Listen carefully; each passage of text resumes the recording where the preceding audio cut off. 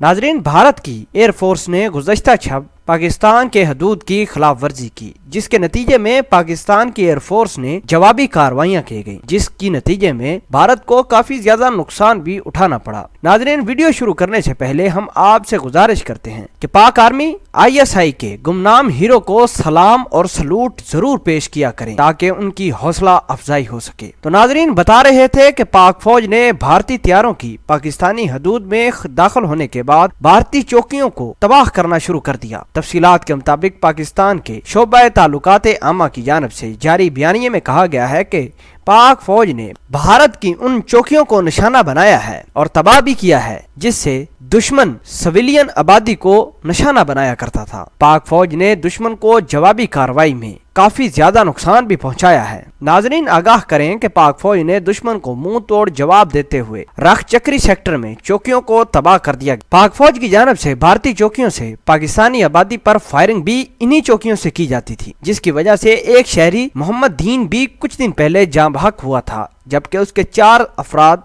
जख्मी भी हुए। उसके बाद पाक फौज ने जवाबी कार्रवाई करके भारतीय चौकियों को तबाह किया है जो हमारी सिविलियन आबादी को हमेशा टारगेट किया करता था। नाजरीन, DGI SPR की जानिब से बयानिया जारी किया गया है। उसमें कहा गया है कि रख चक्री सेक्टर में दुश्मन की 2 बड़ी चौकियों को तबाह करके रख दिया गया है। नाजरीन, आपको बताएं कि गुज़श्ता रोज पाक फजाइया ने भी पेट्रोलिंग शुरू की और उन इलाकों में पेट्रोलिंग करते रहे जहां दुश्मन के अटैक करने के ज्यादा चांसेस थे। नाजरीन, आप इस पूरी खबर के बारे में क्या कहते हैं कमेंट सेक्शन में अपना इजहार ख्याल जरूर पोस्ट करना। मिलते हैं एक नई वीडियो में, तब तक के लिए आपसे इजाजत चाहते हैं। अल्लाह निगहबान।